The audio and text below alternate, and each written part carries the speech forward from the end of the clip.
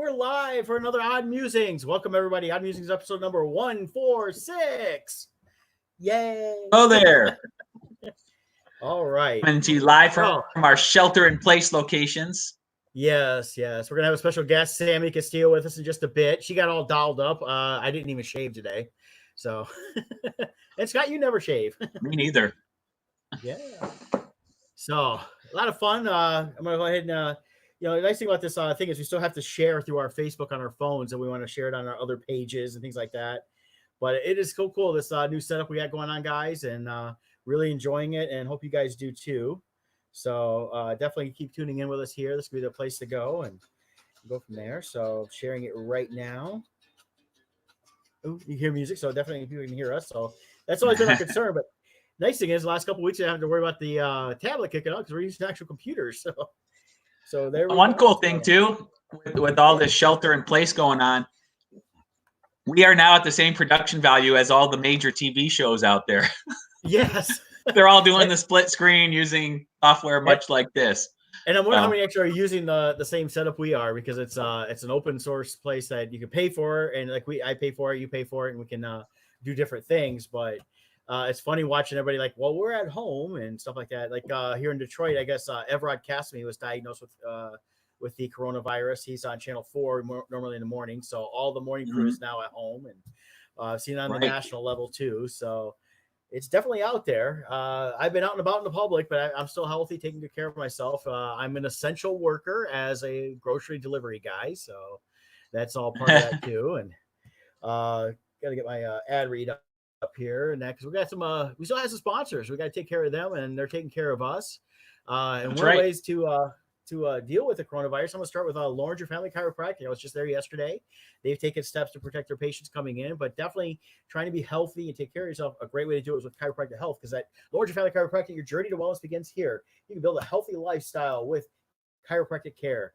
They offer on-site digital x-rays, massage therapy, orthotics by foot levelers, young living essential oils, aromatherapy, all in a family-oriented environment. You can give them a call at 734-697-4244. You can also visit them online. Check this out.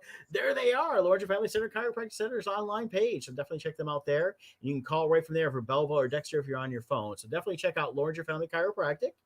And then we also have another great sponsor in Stony Creek Camp. Scott, let us know. Yeah, Stony Creek Camp, they've been a wonderful sponsor of ours and create quality CBD products. They have items like their topical cream, which Brett and I have both used, as we've talked about many times. They also have wonderful oils. They also have pet oils too. So if your pet has any kind of anxiety or things like that, that works on them as well. If you need to buy those thunder shirts for your pets and stuff, try the oil. That might help them out, ease some of their anxiety. And everything they do is 100% USA made. They're a small family farm in Michigan here. So buying from them, you're also supporting local businesses. And they're a wonderful product. I just placed an order for my brother. I shared a story a couple months ago about he's a carpenter, and he has issues with his elbow. And so he tried out the CBD, absolutely loved it. And he contacted me the other day saying, hey, I'm almost out. I need more. So went on there and placed another order. So he's got more on the way. So he's excited to get that. So it works. I mean, that's as easy as we can say it works, but you got to try it to believe it. And myself, as I've said before, I'm not big into these type of products. And it was Connie the Comic-Con mom who got me to try it. Absolutely thrilled. It's been great. So we highly recommend them. They're a great company. They're a local company, and can't say enough about their products. They work. So give it a try. You can follow them. Go to their Facebook page at. Sorry, what? I said excellent. Oh, yes. So you can go to their website, which Brett is showing here, stonycreekhemp.com, or follow them on Facebook or Instagram at Stony Creek Hemp is their call sign there. So check them out. Fantastic. And last but not least is Team Titans of Real Estate. That's us, me, my partner, Joe Webler. We are Team Titans, and it's a crazy time right now. Real estate is still happening, though, believe it or not. all the houses that are pending and closings, those are still moving forward. We're doing virtual signatures, e-signatures, things like that to get these closings done. We also have the ability to do split closings. So we are coming up with ways of doing everything while minimizing physical contact. We can do virtual walkthroughs. We can do virtual consultations through things like this, where we can consult you about your house. One thing we're doing, Jill and I, right now, we've had a lot of people over the last 3 to 6 months tell us how their plan was to sell their house after Easter. Well, Easter is about 3 or 4 weeks away, and if everything happens sooner than later, or even whenever, if it takes an extra month or whatever, but what you can do is use this time of your shelter in place to get your house ready for showings. Start decluttering. Maybe you need to put extra paint on some walls, fix some items that you want to fix. Whatever it is that you need to do, use this time to get the house ready. So once we're able to move forward with those listings, you're ready to go. So that's what we're going to advise you. Give us a call, 586-549-6096. We can do a virtual walkthrough of your house. You can stream through a live chat. You can take us on a tour through your house through your phone so we can see what you have. We'll advise you what you need to do to get that house ready and sell for your highest potential value. So that's it. Excellent. Yes. Yeah. So Scott, you've been kind of busy during your shelter in place? You've been doing some artwork again. For me personally, this has been a complete blessing. It's allowed me to kind of reset. I'm using this time to get back in the flow of my regular Bible studies. I've been getting back in the flow of my regular drawings. I'm trying to do one sketch cover a day. So the last 2 days I've done, here I did a Scarif Trooper on the Star. Whoop, where is it? There it goes. All the way, there you go. Yeah, so I did a Scarif Trooper on one of the sketch covers, so that's available for sale. And then yesterday I did Hugh Jackman as Savage Wolverine. Let's see, I got it in a bag right there. Hugh Jackman, that's right. This one was a lot of fun to do. So then today, my sketch for today, I was just penciling it out, is going to be another Star Wars one. It's Leia as Bouche, or Bosch, depending how you pronounce it. So that's the one I'm going to be doing today. So it's been a lot of fun getting back into that. I'm still managing the deals we have. We have 3 closings coming up. God willing, they're going to happen between this week and the next 2 weeks. So, yeah. Well, how about you? Trying to rest a little bit. I've been working so hard during this time because of the fact that I still do the grocery delivery. We're gonna have Sammy on here soon, and Sammy's been doing some down in Florida, and we'll catch up with her on her art and some stuff she's doing. But it's definitely a trying time. It's a lot harder than normal because of a lot of empty shelves. Yes. Dealing with people like that. But just trying to do the best I can to continue, one, working and making money because it's the way I do it, but 2 is just helping the people I help out by delivering the groceries so they don't have to go out. Right. In fact, I keep checking we call our Metro, and I picked up something for later today because it's one of my regulars, and they live on a farm, and so they got young kids, so I know they definitely don't want to go out and get bothered with the whole Corona stuff. So pick them up to make sure that they're going to be taken care of. Because I'm trying to take care of my regulars when I see them, because I hope they'll stick with us after all this is done, because it's going to be a crazy time for a while. Yeah. One thing too I could share. Actually, I'm allowed to share also. So let me get this up. I've got some exciting news I want to announce regarding Crimson Shadows. Yeah. Let's see if I can pull it up. So the bit of news I want to announce is we've chosen our letterer to join our creative team. Oh, who is this handsome young gentleman that you have chosen to be your letterer? The honor has been bestowed upon one Brett Henson. My God, he sounds like an awesome person. Yes, he is. So I'm excited because that gets our whole team together as far as the creative team. So we've got J. Travis Smith on pencils. We've got Kevin Minert handling the inks, doing the writing, layouts, and colors. Okay. And Brett will be handling the lettering and getting it its final look in that. So I'm trying to pull up a sample of, I had posted, here it goes, Art of Scott. I'm going over to my page right now. Okay. If I can pull up the pages. Come on. Let's see here. This is exciting watching me try to figure out how to find my photos. Photos, there we go. Okay. Anyways, as I pull this up, it's a, oh, I could have probably just done it right here. Yeah. Let's do one of the, anyway, it up, here, it's drag it. Anyways, yeah, you need to get a better Art of Scott on Facebook. Oh, yeah, I can put it up. Hold on a minute. I'm upstairs now. You've had problems before. Art of Scott, yeah. I know, for some reason, I don't know if it's the laptop or what. Everything else, like my phone internet goes great. So I don't know. Well, maybe who try knows? What do I know? Your laptop to the phone. I don't know. So let's take a look here. Oh, I wonder. There you go. Let's see here. There we go. There's the Art of Scott. The excitement, the anticipation. So anyways, we've got the first three pages are complete as far as the colors and inks and pencils. And there we go. Yeah, you can click on that one. Yeah. Is that it? Yeah. Watch, I didn't upload it. Oh, there it is. Yeah, so there's page 2 of it.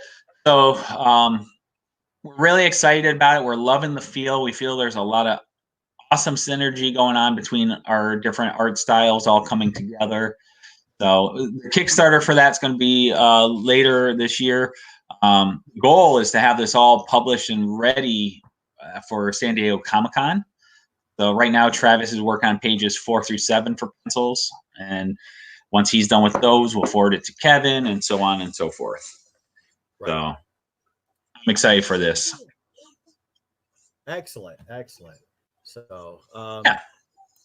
So cool. I'm glad that's awesome. I'm excited to be part of the project and all of us working together. And I really wanted us to have something where all three of us, me, you, and Kevin, work together on, since we do all the shows together, and we have a plan for moving forward. Probably for 2021 will be the official launch. Will be where we're actually setting up at small press booths together and selling together titles that each of us have done independently as well as together. Excellent. Well, since we're kind of talking in that realm, I think we need to bring Sammy up because she's been doing a lot of stuff in the studio. So Sammy, you got to put your clothes on now. Here you come. I got my pants on. Okay, good. Pants are not required though.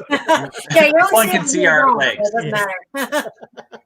So Sammy is, of course, one of the founders. Well, not really founder, but I don't know, how do we put you? You're kind of the continuum of Castillo Studios, but you've been such a major part of it forever.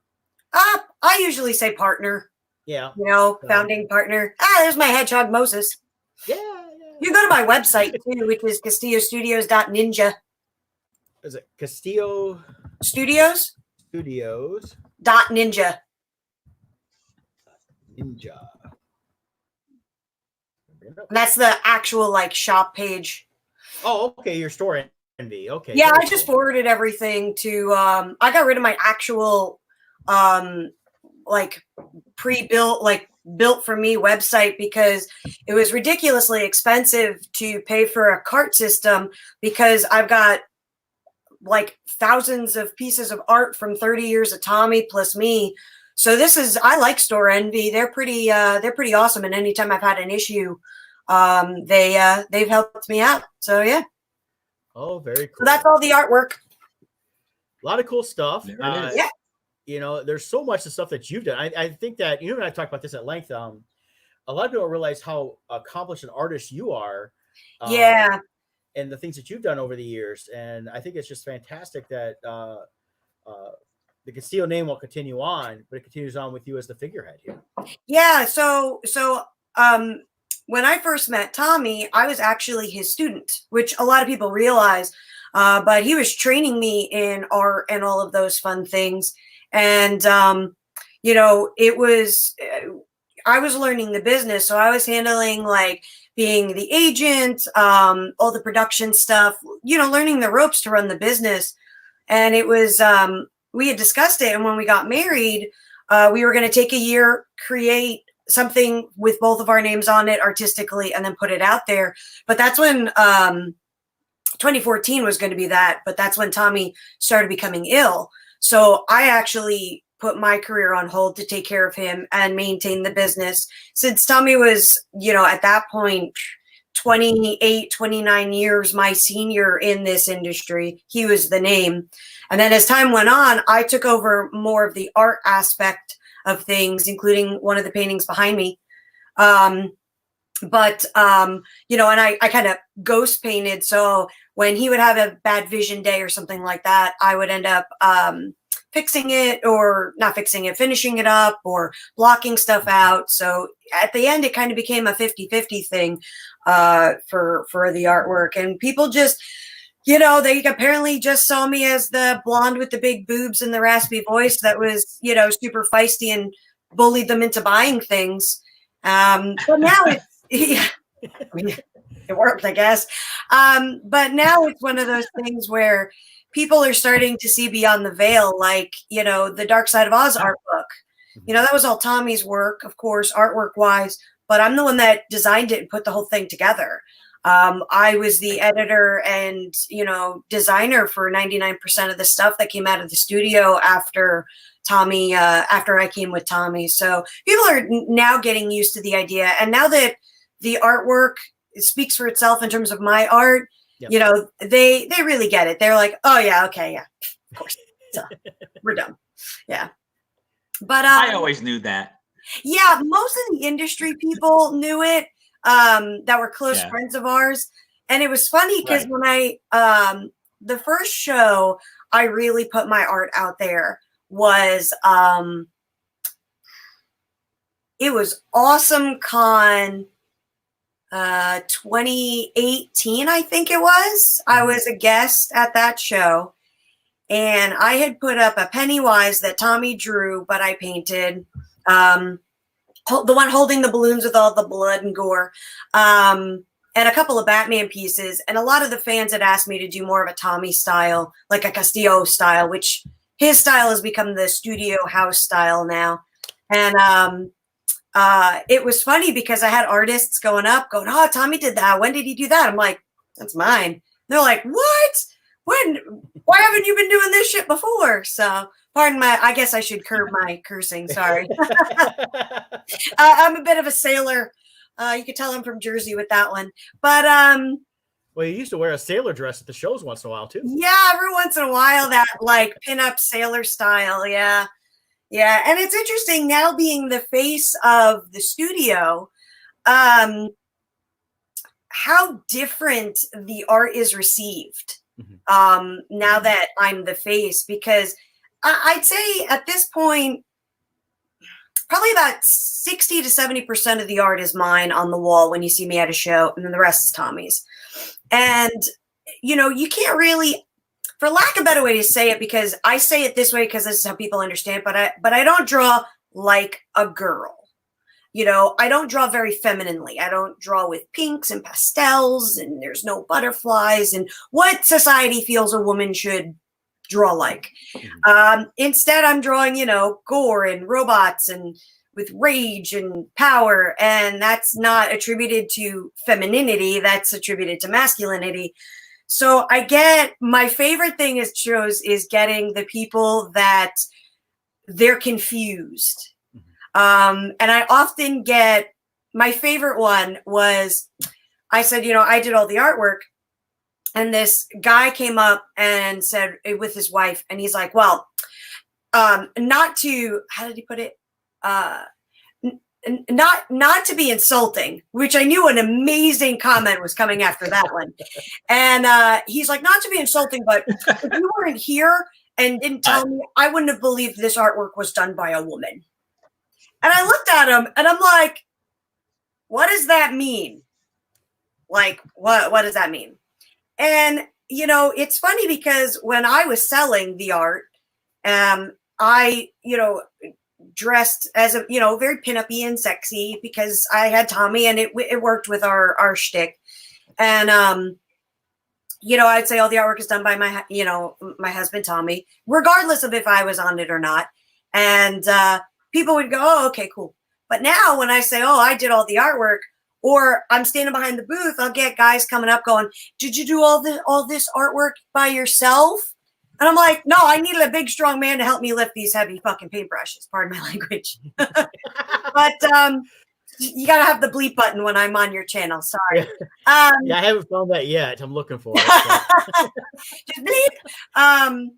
And my favorite one was I told this guy, very smarmy. He reached over and touched my shoulder kind of thing. And I said, yeah, I did. I stood up and, I was like, yeah, I did. And he goes, oh, and he was so shocked. And I was like, why? Surprised that my proverbial dick is bigger than your real one? Like what? So it's interesting, the change of the business because literally not because of the art, not because of anything, but I'm now the face and I'm a woman. And now everything is getting received much differently. And it's interesting going from, seeing from the male artist to, a female artist in charge of everything. Yeah. And it's very interesting. But, my fans laugh and they know what they're getting when they tune in. And, But even starting being a woman and the artist, I mean, there's amazing, like Julie Bell is an amazing artist who does strong figures and portrays strength and in a way that maybe would be stereotypical. I mean, because she's paired up with Boris Vallejo. I don't know how to pronounce his last name. Yeah. Whereas, who did Tommy mentor under again? So Tommy, it was 98. I'd say like 90% self-taught. But for a brief time, a couple of years, he actually was mentored under Frank Frazetta. Correct, which is known for his powerful figures. Yes. And you mentored Tommy. Yes. So you're only 2 degrees of separation from Frazetta, which is amazing. Really insane. Yes. I have direct artistic lineage to Frazetta. Exactly. And it's insane. Of course, you're going to have this amazing skill and style. Oh yeah. Well, here I'll show you. I did this piece last year, in honor of my direct mentor and my grand mentor. Let me pull this out of the plastic since I'm facing the window. I did a piece in true Castillo / Frazetta style with a little Sammy thrown in. Awesome. So it's actually Link. I'm backwards. It's actually Link from Majora's Mask with one of Tommy's monsters. Yeah. Nice. Oh, this is awkward. There we go. Everything's backwards. Everything's bakards. Yeah. You move one way, it goes another. And you're like, so I did that piece like after the year after Tommy passed, kind of as homage to my artistic style. Now, for all the art nerds out there, Frazetta was actually a student of the art scene in the Brandywine area in Pennsylvania. And the major member in that area is, of course, N.C. Wyeth. And N.C. Wyeth is basically one of the greatest American illustrators. Any of the paintings that you see from any of the books coming out of the early 1900s had his illustrations. All the old school Coca-Cola ads were all him. And he studied under a gentleman named Howard Pyle. So it's funny because they're 2 of the greatest American illustrators. And I now have this direct artistic lineage to it, and it's crazy because I trained so hard, but I was never really able to sit down and do the art. And then once Tommy passed, and I'm like, well, it's all me now. Like I really got to kind of bloom and flourish in a way that I don't think I would have been able to beforehand. So yeah, it's been a journey. I think for the average non-artists, I don't think they appreciate how much hard. It doesn't matter if you're male or female. Yeah. We pour ourselves into our art and Yeah. develop ourselves and grow ourselves, and that's what makes great art. You know, it's that pouring into it. And you've done that over the years. And even Yeah. though you were behind the scenes with Tommy, you were still an integral part, even for Tommy's own success. Oh, No one definitely, person is successful on their own. You got, you know, he had you supporting him behind the scenes to make these products look great. So, you know, Yeah. no man is an island, right? No, it's It funny. I was takes a just lot. having this conversation with one of Tommy's former students, who's now one of the lead scenic painters in Universal Studios, and actually Orlando Pagan. He actually designed the wrestler Finn Balor's makeup. You know, when he would dress like paint like that's that Venom type character. Orlando was doing, you know, originally did all that stuff. I think they have a new painter because Orlando got tired of traveling. You know, I was actually just talking to him about it because it's funny, you know, looking back at just how much I did do. And of course, all of the focus is on the artist and the art, and, you know, even business wise it is. And I was sitting down and I was chatting with him, and I look back and I'm like, wow, yeah, like I was doing, aside from the artwork, you know, the physical drawing and painting, I was doing all of it, you know, getting shows, promoting, social media, all of it. And, you know, when you're knee deep into it, you don't really notice how much of the work you do. Yeah, that was the piece I was just talking about. You know, it's one of those things that you look back and you're like, yeah, I did put in all of that artwork. I did put in all that work and that art. Yeah. Especially the last few years there. I don't think a lot of people realize how rough it was for Tommy and how integral you were to getting the shows going, bringing them to the show, setting up, tearing down, doing the artwork, and keeping everything flowing. Yeah, you know, I was also sharing stories about driving across the country and having to do the shots and all of those things, and it was a lot of work. And so I think for people, I'm glad you're of the circumstance, but I'm glad that you're now able to shine with your ability and some spotlight on what you're able to do. Yeah, well, Tommy and I had talked about it. You know, he was on home hospice care for about 2 weeks, and we had, you know, conversations about what was next. And, you know, Tommy, he never minced words, and he, in no uncertain terms, said flat out, you know, use my art as a kickstand or kickboard and launch your career again. And that's exactly what I'm doing. So the business officially has been rebranded as, excuse me, as Castillo Studios. And that's the, you know, umbrella company.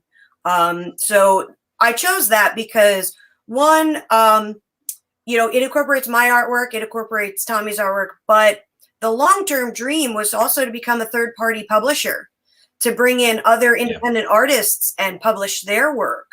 So that really kind of allows me to do everything. And, you know, Tommy was, I love the man, but he was a bit of a curmudgeon set in his ways. So he was just a classic old school illustrator. It was drawing and painting, and that was it.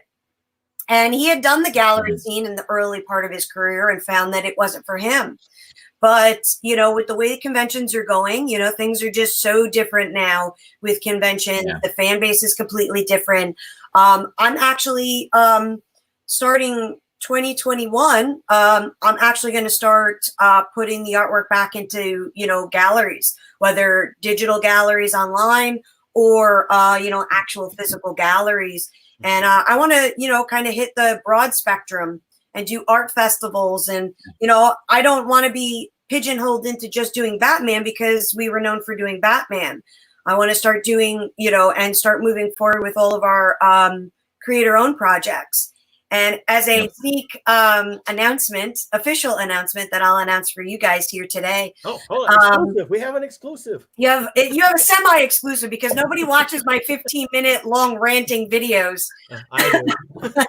Yeah, I put a code word at the end for people to get free art to see like how many people actually watched the video all the way through, and nobody could tell me what the code word was. It was very funny.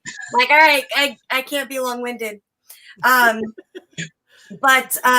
So as you guys know, the Dark Side of Oz has been a project of Tommy since 1999. And there has been a lot of back and forth with it. It was licensed to a couple of film companies and they just kind of sat on it. We pulled back those licenses when it was time to renew. Then we came out with the Dark Side of Oz art book, which was to kickstart the entire franchise.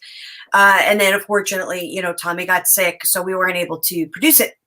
However, I have decided to reformat the entire graphic novel, and I am officially announcing its release date for January 12th, 2021, which is Tommy's 50th birthday.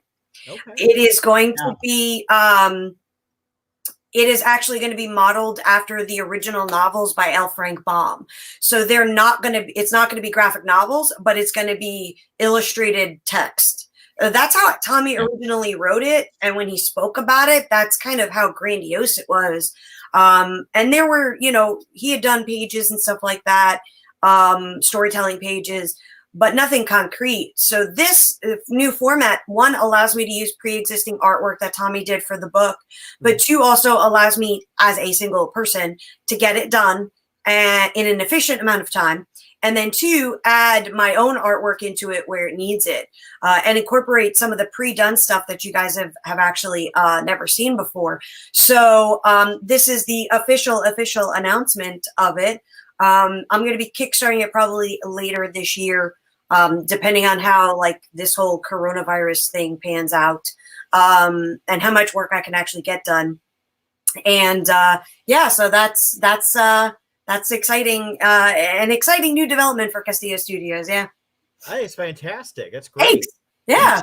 I know Sammy and I have talked privately many times about her going forward with the self-publishing and the publishing and this stuff. And Scott and I have talked, and we've mentioned on the air about, create your own is the way to go. Yeah. You could draw do some sketch covers is fun, and you could do stuff like that. But the print aspect of constantly printing up new Batmans is just getting old and tired, and everybody's getting tired of it. They want something new. Yeah. And all of us have always been on the forefront of trying to do its best, and stepping away from Comic-Cons in a different way there is a great way too, because that opens up a whole broad new audience. Yeah. I was really, when Tommy was sick, we weren't traveling as much. And so when I returned to the con scene, I was pretty disillusioned and disappointed by how it's changed. I watched so many of my, fellow industry artists just disappear to, fan artists. And, they're like, I can appreciate fan art, but it was really, it wasn't other industry people working, and drawing Batman because they drew Batman, or they did Spawn, or, and drawing their own work. And, and then it got, and there was always a healthy amount of fan art even before the industry changed, but there were still fans coming for the, for the artists in general. And, as coming in as an artist guest, I have a pretty different perspective on the shows because, we're kind of middle management, and here we are getting tossed aside because, 5 artists, money to bring those artists in that created Batman, helped, the legacy of Batman. We're going to get this random, B movie actor because we can make more money off of them because that's what's popular now. So guest artists are getting thrown to the side because, we're now viewed as a waste of money when we're the ones that helped create the property. I remember talking to a fan, and he was talking about, a younger fan, and he was talking about how he was supposed to meet Robert Downey Jr. at something, and he wanted to meet Iron Man. And I was a guest with Bob Layton at a show, and I'm like, well, go see Bob Layton. And the kid gave me this super blank look like, who the F is Bob Layton? And I'm like, if you're an Iron Man fan and you don't know who the F Bob Layton is, like, you know, you're not allowed to be an Iron Man fan. I'm like, he's one of the most prolific Iron Man artists out there. He effing helped create him. Like, come on, go talk to him.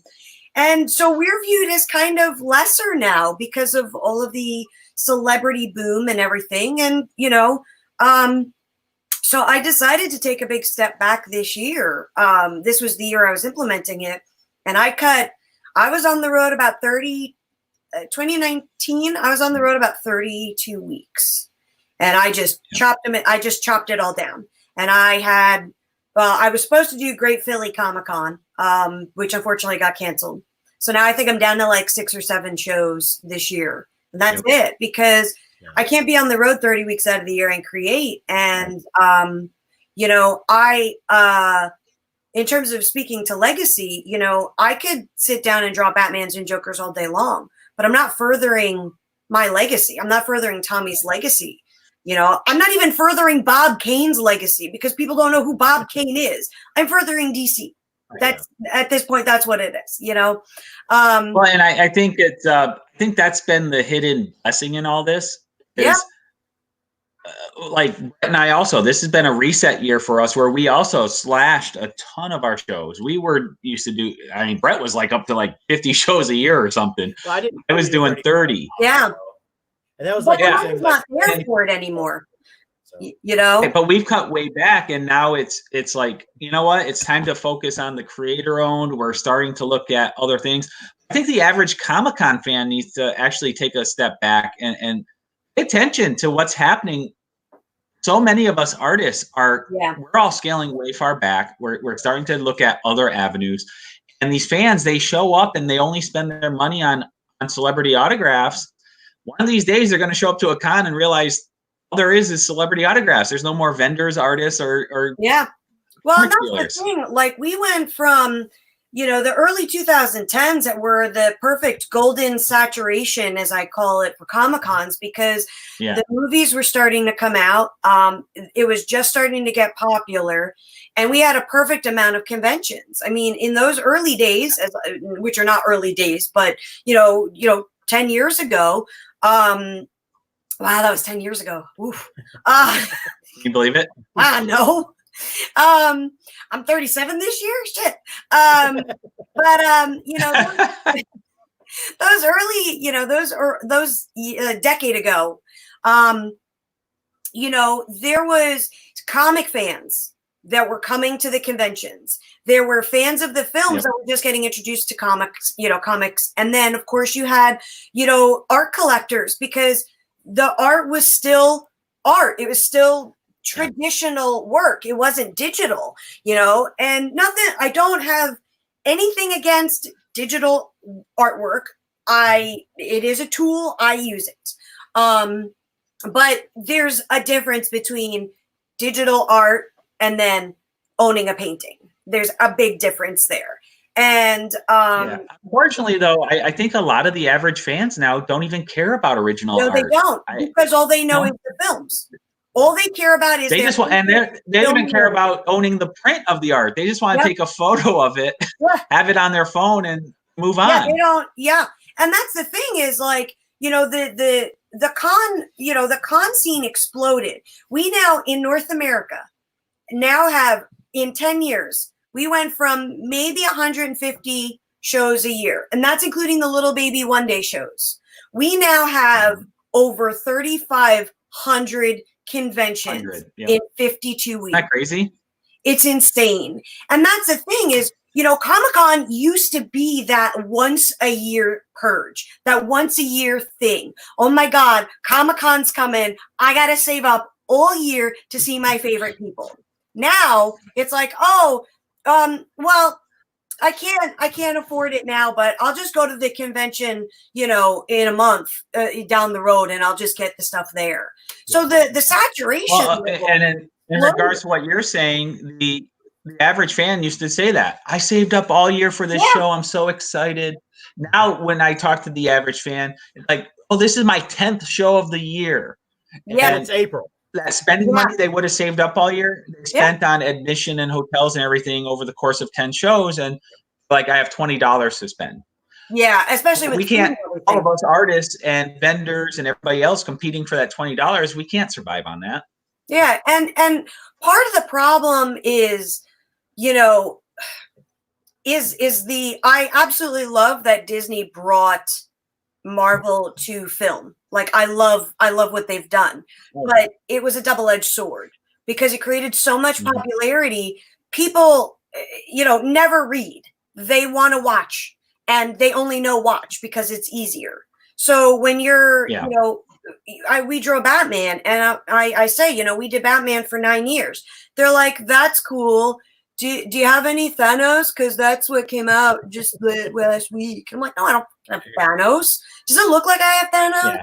Yeah. And it's a lack of it's the fact that it's the everyday person now coming to the show, which is wonderful. But the problem is that the everyday person only knows what's in their movie theater, and they don't care. They don't know who Bob Kane is. They don't know who Jim Lee is. Yeah. They don't. It's now like they don't care. The checkout line at the store where they have all the candy bars set up. It's for impulse buys now. Yeah, and that's whatever is popular that minute is all they want.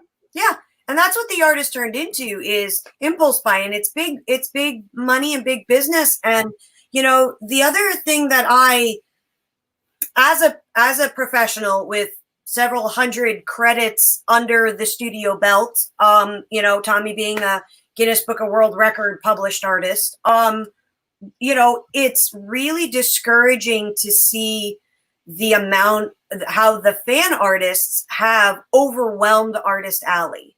Yeah. And the fact that an artist can set up and the everyday fan, because they don't know anything, can go up, and because you have, say, a Spider-Man on your wall, not you guys specifically, just you in general, they think you're one of the people that created it. And I love the companies also embracing the fan artists as well, but the shows have really done nothing to distinguish between professional illustrators and people that paid to be there. And for me, I'm competing with non-professionals, Right. Like there was a show I did in Miami where they threw me to the curb, and I'm one of these people that helped make the industry, but I got thrown to the curb because of, some rando cosplayer that's cosplaying one of the properties that I helped create. And it's like, really? Right. Like, she wouldn't be here if I didn't help. I think the positive has been, tell me if you see the same thing, but I feel like while the Comic-Con scene itself, we're hurting more, the Kickstarter scene where the independent are able to get their stories published now, I feel like Kickstarter and those ways, I feel like the true collectors have shifted over to Kickstarter and Indiegogo and those things. Yeah, most of my collectors, if they want art, they don't come to shows anymore because they don't want to deal with the crowds or the prices or the cosplayers. They don't want to deal with the kids because, it's also become a babysitter. Comic-Cons have become a babysitter. You and your As Brett said one time, we've become the mall. Yeah, we have where everyone comes to hang out. Generation's mall, and more and more I see these teenagers, and by teenagers I mean like 13 to 17-year-olds, literally just sitting against the wall in a costume, or just standing around, just BSing. Or standing in front of our table so we can't sell. Exactly. Oh no, I am an a-hole when it comes to that. I am a giant a-hole. They have a minute. If they don't look at the books in a minute, they're gone. And they're like, and I'm like, I don't care. I'm a guest. That's the thing. Yeah, they act like you're being the jerk for asking them to get out from in front of your table. I look at them and go, look, I paid a lot more to be here than you did, so you move along. Exactly. I'm like, my favorite is it's there. My favorite are the groups of teens where 15 of them chip in to buy a table. Oh, then they're all crammed behind the table, and they're really there just to hang out. Yeah, exactly. Yeah. Exactly. And they all have the same cutesy style artwork that you talked about that they think you should be doing, that every other little girl is doing right now. And and I'm not knocking it. I mean, there's some really nice stuff out there that I think is funny, but the ones that do all the same stuff over and over and over, it's all the same anime stuff. It's like you guys have no creativity. Where you going to create something new? Yeah. The funny thing is, a quick funny thing that I decided I was going to do last night, because I keep getting all these people going, you don't draw like you're supposed to. Hey, Kip, how's it going? It was so funny. Hey, Elizabeth. Hey, actually, Elizabeth. You know how we all met Elizabeth? We all met her. Oh, you know Elizabeth? We all do. We were out to eat with Tommy, all of us, and she was working at the restaurant we were eating at. Oh, the Italian place, right? Yeah, Pasquale's. Oh. Yeah, right around the corner. Yeah. Yeah. Oh man. Yeah. That was some good food. That's right. I forgot. That's our common connection. Yeah. It's funny because so what I decided before I go back to the Kickstarter thing, I decided that I'm gonna do all of the shit, and I'm gonna say shit, so keep that on there, that people think that I should do, but I'm gonna do it the way that I should do it. So, you want me to draw unicorns and rainbows, I'll do it, but it's gonna be the stuff of nightmares, because, so I decided I'm gonna do a series of like zombie and really like graphic demon paintings, all in pastels. Okay.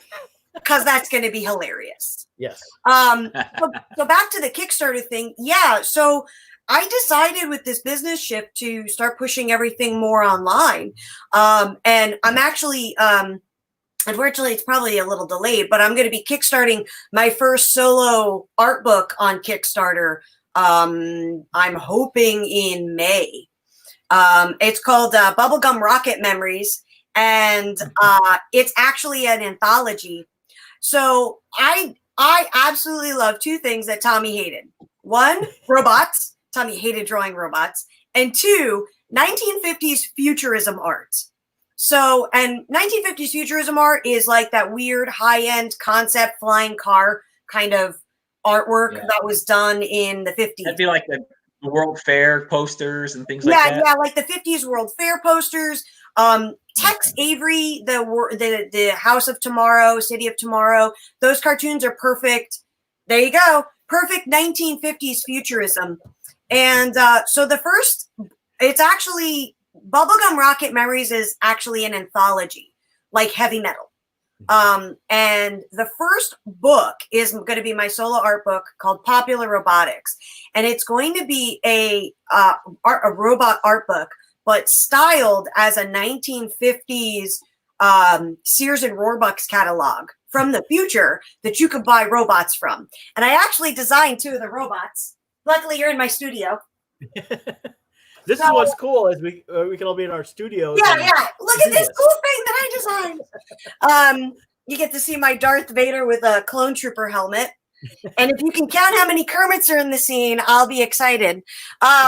They're everywhere. I hide one of those them. Kermits is actually an original Kermit, right? There's two. What?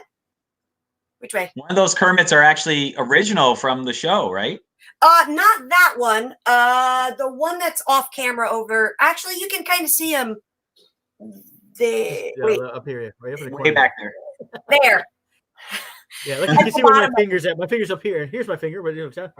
I don't know. So, I love the idea of having a super high over-engineered concept robot for something super simple. And so I decided to come up with this catalog called Popular Robotics, and it's going to be like the catalog of 3020. And so as a design, you have a pizza delivery robot, but he makes the pizza at your front door, So you're looking at these like old school oculars with the speaker, and I'll there you go. So he's like a cone, and he like just hovers, and he has it like the pie has an oven, and there's all these topping drawers. So he makes the pizza at your door, and that is what you order into. this super aggressive, angry, Italian-looking robot. I like the mustache. Yeah, with them, of course. I'm Italian. I can Italian stereotype. He's like, what kind of pie do you want? Yeah, and he's gonna talk with like a really bad Italian robot voice, you know, like super monotone. What happens if you criticize his cooking? Right. He throws it at you. And then I made this personal assistant robot that follows you around, and basically it's a walking suitcase, but it does things. It fetches things like a personal assistant. But I wanted it to be kind of creepy and aggressive. So here's the robot, right? And its ocular cavity can come up, and it follows you wherever you go. So it's holding this dude's briefcase and the umbrella because it's raining. Mm-hmm. And then this guy, I'm backwards. You know, it's jotting down, it's dictating whatever the guy's saying. But the funny thing is that it doesn't have a recorder. So in order to dictate, it's got to dictate with a pen and paper.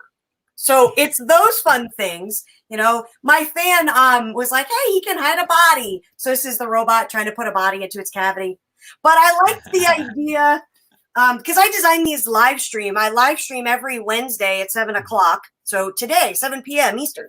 But you know, I like the idea of having this super high-end concept styled robot. But it does, like, you'd think like, oh, it's a personal assistant. It can record whatever you're saying. It jots it down. But it also harkens back to a 50s aspect where the assistant would run around with a piece of paper and a pencil following you around trying to figure it out. So that's how I'm actually kickstarting that. And I got a bunch of really awesome artists to guest star. They're designing robots as well, as like special edition robots. Stefan Roux, who is a Disney animator, is going to be a French Disney animator. He's going to be in it. Ed Bickford, Buzz is actually doing a robot and writing my forward. Andy Parks, Ray Anthony, Vito Del Sane is helping me with all of the copy and some of the descriptions on the robots as a comic writer. And then my favorite was I grew up drawing this guy's artwork from Dungeons and Dragons manuals and modules. So I think you guys know where I'm heading with this. But I had told the idea to Larry Elmore. And Larry. I said, could you do a quick sketch for me? And he lit up and he got so excited. And he's like, oh my God. And we started talking about the idea. He loved it. And then goes into this tale of how when he went to TSR to get the job, he had 50% fantasy, 50% sci-fi. But his fantasy stuff got so popular that he got pigeonholed into doing fantasy artwork for the rest of his life. And he loves doing sci-fi stuff. So I said, well, would you mind doing a piece for me? And he goes, do I have to do just one? And I'm sitting there like, you can do as many as you want, Larry. Like, okay. And, you know, it's so funny because I sat down and it's such a crazy thing to sit down and realize where you stand in the industry when my first solo art book is coming out. You know, Tommy's going to be in it. And sorry, the sun came out. I got whited out for a second. Welcome to Florida. You know, Larry Elmore is going to be in my first book and he's excited. He wants to do a ton of art and it's really humbling and surreal to be able to, you know, here I was a kid, you know, drawing and painting Frazetta's stuff, learning anatomy from Frazetta and Larry Elmore. And here I'm two steps away from Frazetta and Larry is a good friend and wants to be in my art book. It's, you know, it's so surreal, but you know, when you put the work in, you know, you get that, you know, kind of, you get that level. So it's crazy. Yeah. I kind of tangent off there. So sorry. That's fine. Okay. That's fine. I'm so lonely. I don't get to talk to people in quiet. So how do people find you for your live streams and everything else? So for my live stream, it's twitch.tv/Castillo Studios. That's awesome. The website for the live stream. 7 o'clock tonight. 7 p.m. tonight. I usually I haven't live streamed in a while, so I usually only have 1 or 2 people. So I stream for about 2 or 3 hours. And then if you go to my website, which was scrolling down there, I do have a link to all of my social media and all of my various stores and things like that. And yeah, so you can get there. Nice. I also announce on all my social media, Instagram, Facebook. That's all my social media. I'm an old lady, apparently. Right. Who's the Twitter? You know. What is this Twitch you speak of? I am going on the Twitch now. I am. Well, you're ahead of me. I don't even know what Twitch is fully. So. Well, I like Twitch. It started as a gaming platform to watch people play video games, which is. Oh, that's right. Yeah. And then in 2015, they put the creative channel on for people to draw and paint and whatever. And so Tommy and I did that for about 2 years before he passed. And then I was traveling so much, I really couldn't maintain the schedule. But, you know, the good thing is, hey, Casey, the good thing is that you get to really, you know, get the experience of watching someone draw and paint, but you get to talk to the fans. And the problem is you have to maintain it. That they want consistency. So I used to have a couple hundred people watching me every week, but then I lost it when I had to go back on the road and do shows. So now I'm down to like 1 or 2 people a day. You know, my one collector, Jerry, you know, we have in-depth 2-hour conversations because sometimes he's the only person in the channel. You know, I'm like, I get to talk to Jerry every week. It's awesome. But yeah, I play music. I am an adult rated show because I cannot control my cursing. Half the time I don't even know I'm doing it. That's very Jersey of me. I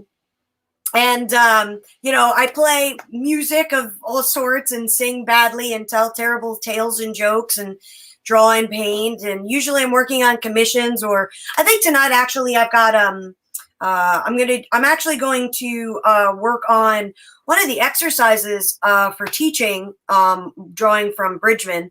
So I'm going to probably draw from Bridgman for a little bit and then jump on, my zombies with pastels, or, drawing the robots, and the dogs guest star because they hate when I sit in the studio for more than 2 hours and not pay attention to them. So they'll come in and they'll guest star, and, then we have a dog break, and yeah, it's a lot of fun. And some of the weird paintings that came out of the studio over the last few years is definitely from Twitch. Yeah. But it's a lot of fun, and it's a really good way to still stay in contact with with the fans, even though I'm not doing the shows. Yeah. Very cool. Very cool. Yeah. Well, Very Sammy, good. This has been great. Glad you got a chance to join us today. Yeah, me too. Continue to try out this new StreamYard thing we've been using. So yeah, this is awesome. Yeah, definitely check into it for your we Twitch. love it. And I got the Twitch.tv. Is that the correct address for people? Twitch.tv/Castillo Studios. That's right. Yay. Awesome. Well, Sammy, I know I'll be talking to you soon, sis. Have a great day. If you go out doing shopping, be safe. And have a good Friday. So I'm going to knock you out now. We'll see you soon. All right. Bye, guys. Thank you. All right. Hey, Scott. So this has been a fun show. Next week. I'm so glad she was able to join us. Yeah. This is our new platform is really cool. I think it's going to be a lot of fun for us guys. So for all our art friends out there watching, want to join us sometime, let us know. It's really easy. You can log you in. But next week, it's going to be Scott and I, and we're going to talk about, come on. A card. Yes, there it is. Because there it is. You can get the free month for CBS All Access. Tomorrow's the last episode that has to be released yet. So next week, we're going to cover the entire series. You got a week to binge it while you're all staying home, staying safe, and all that fun. So anything else before we take off here, Scott? Just remember, everybody, use protection. Yeah, wash your hands. I keep telling us and all over, wash your face. Problem with that is my hands are getting too dry. I know. I got to lotion up. That's not healthy either. I know. That's the hard part. So yeah, because if your skin starts cracking, you're going to have issues there. So Yeah. So just be safe, everybody, and then Be safe. Scott, I will talk to you soon, buddy. So I guess hey, we're out.